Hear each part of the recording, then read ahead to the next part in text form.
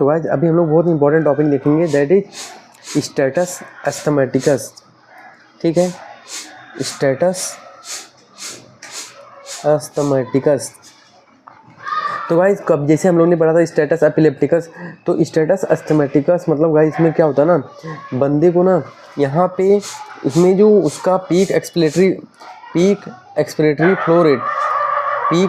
Flow rate होता है guys, वो कितना होता है, ऑलमोस्ट अराउंड 33% टू 50% के आसपास होता है। तो ये बेसिकली इसमें PEFR कितना होता है, पीक एक्सपिरेटरी फ्लो रेट क्या होता है, 33 टू 50% के आसपास होता है। अब गाइस हम लोग इसको स्टेटस एपिलेप्टिकस को कैसे डिफाइन करते हैं, बेसिकली हम लोग क्या बोलते हैं कि ये ऐसा एक्सरसाइजेशन है कि बेसिकली पेशेंट को हम लोग डिओलिन मतलब नेबुलाइजर वगैरह देने के बाद भी उसके सिम्टम जो है कंट्रोल में नहीं आते, है ना, उसके सिम्टम कंट्रोल में नहीं आते। तो बेसिकली वो क्या होता है, स्टेटस एस्थमेटिकस। नॉर्मली जो भी अस्थमा का पेशेंट होता है, अगर उसको मैंने एक डिओलिन दे दिया तो वो क्या होता है, वो कंट्रोल में आ जाता है ना। ठीक है, उसका अस्थमा का जो है वीजिंग वगैरह या फिर ठीक है डिस्निया वगैरह कंट्रोल में आ जाता है। ठीक है, पर अगर सपोज इन केस अगर उसको देने के बाद भी वो कंट्रोल में नहीं आ रहा ना, तो दैट इज अ स्टेटस एस्थमेटिकस। तो इसमें पीक एक्सपिरेटरी फ्लो रेट कितना होता है, अराउंड 33 टू 50% के बीच में होता है ना। उसमें कहा जाएगा इसमें सिम्टम क्या पड़ेंगे, मतलब पेशेंट में क्लिनिकल फीचर्स क्या होगा। ठीक है, तो पेशेंट में गाइस ना सीवियर वीज होगा। ठीक है, सीवियर वीज होता है। ठीक है, उसका हार्ट रेट में गाइस, हार्ट रेट क्या होता है, हार्ट रेट इंक्रीज हो जाता है पेशेंट में। और पेशेंट में क्या होता है, टेक्निया होता है। तो ठीक है, उसमें रेस्पिरेटरी रेट ग्रेटर देन 25 हो जाता है ना। ठीक है, पेशेंट में साइनोसिस होने लगता है, क्योंकि गाइस क्या होता है, ऑक्सीजन वेंटिलेशन प्रॉपर हो नहीं जाता है ना। ठीक है, तो वहाँ पे प्रॉपर ऑक्सीजन पहुँच नहीं पाता, तो ब्लड में भी ऑक्सीजन नहीं जा पाएगा फिर, क्योंकि एल्वेलाई में आ ही नहीं रहा है।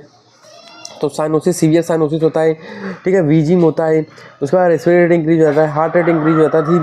सीवियर यहाँ पे ना बंदे में चेस्ट पेन भी बनता है, यहाँ चेस्ट पेन भी मिलता है। ठीक है, और उसमें आप ब्रेथलेसनेस, तो सीवियर ब्रेथलेसनेस गाइस यहाँ पे बंदे में क्या होता है ना, सीवियर ब्रेथलेसनेस होता है। ठीक है, उसका सैचुरेशन ड्रॉप हो जाता है। ठीक है, उसका सैचुरेशन क्या होता है ना, ड्रॉप हो जाता है।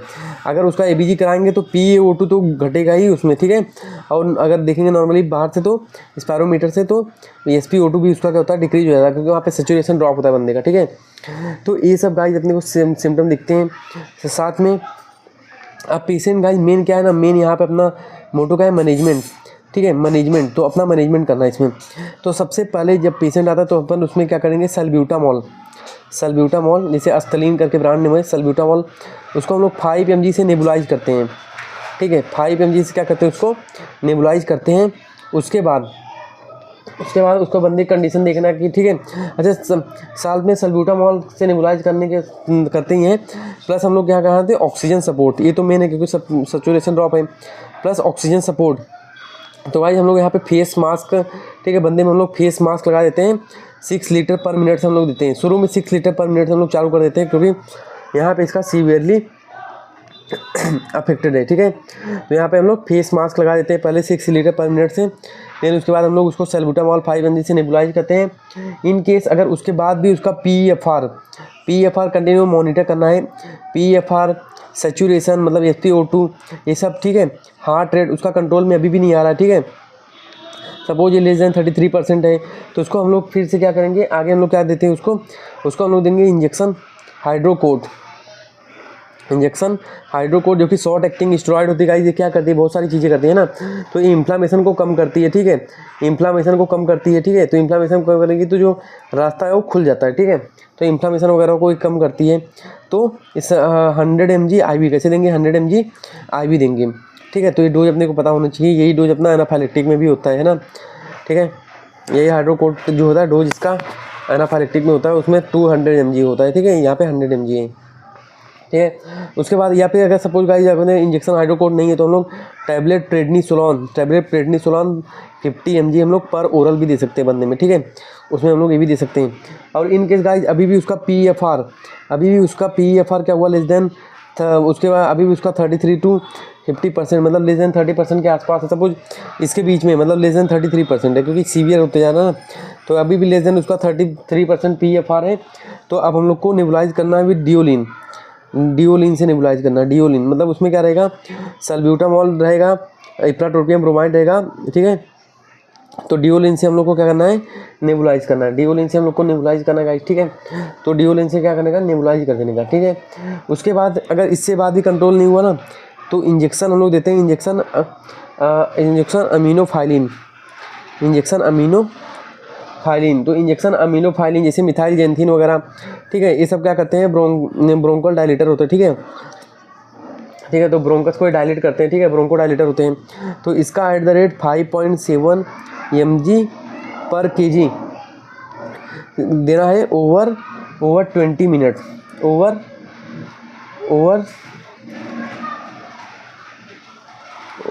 तो ओवर 20 मिनट देना है गाइज। और किस में देना है, इन 50 ml ENS में, ठीक है, इन 50 ml ENS में। मतलब अब सपोज अगर कोई 60 kg का बंदा है तो सपोज मैं इसको 6 ml लेता हूँ, ठीक है। तो ये कितना हो गया, ये हो गया 360। तो 360 को हम लोग को 360 mg डालना है किसमें, तो इन 50 ml ENS में डालना है, ठीक है। और इसको 20 मिनट में दे देना है, ठीक है। इसको 20 मिनट में क्या करना है, दे देना है, ठीक है। तो ये हम लोग दे सकते हैं इंजेक्शन, ठीक है, आईवी थ्रू। उसके बाद गाइस सपोज इसके बाद भी नहीं कंट्रोल में आ रहा है ना, तो लास्ट ऑप्शन है इंजेक्शन MgSO4 जो कि स्ट्रॉन्ग ब्रोंकोडाइलेटर होता है। तो इसको हम लोग क्या देते हैं, 2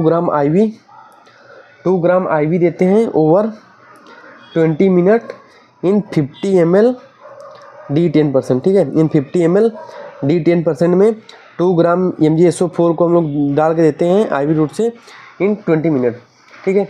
अगर ये सब करने के बाद भी उसका नहीं आ रहा है ना, मतलब वो रेस्पिरेटरी रेट्स में धीरे धीरे जा रहा है ना, तो उसके बाद हम लोग को इंटूबेट करना पड़ता है, ठीक है।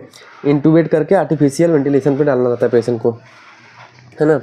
तो ये हो गया। तो हम लोग ने क्या ट्रीटमेंट ऐसे देखा, ऑक्सीजन लगाने का 6 लीटर पर मिनट से चालू करने का, फिर सल्ब्यूटामॉल से नेबुलाइज करने का, ठीक है, सल्ब्यूटामॉल से नेबुलाइज किया, फिर PFR दिखने का, नहीं इंप्रूव हुआ तो इंजेक्शन हाइड्रोकोट, फिर नहीं इंप्रूव हुआ तो PFR देखने का, उसके बाद डिओलिन दे देने का।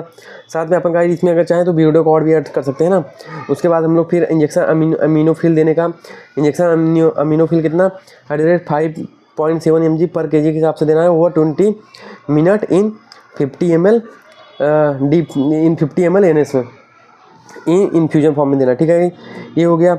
उसके बाद फिर अगर इससे भी नहीं कंट्रोल हुआ तो इंजेक्शन MgSO4 जो कि स्ट्रॉन्ग ब्रोंकोडाइलेटर होता है उसको 2 ग्राम देना है इन 50 ml D10% में ओवर 20 मिनट, ठीक है, over 20 minute. So guys this is all about the treatment of status asthmaticus, ठीक है। इन केस गाइस MgSO4 देने के बाद भी नहीं कंट्रोल हुआ तो इंटूबेट करके पेशेंट को वॉल्यूम कंट्रोल मोड पे ले लेने का, ठीक है। तो ये होगा। So guys this is all about the status अस्थमैटिकस।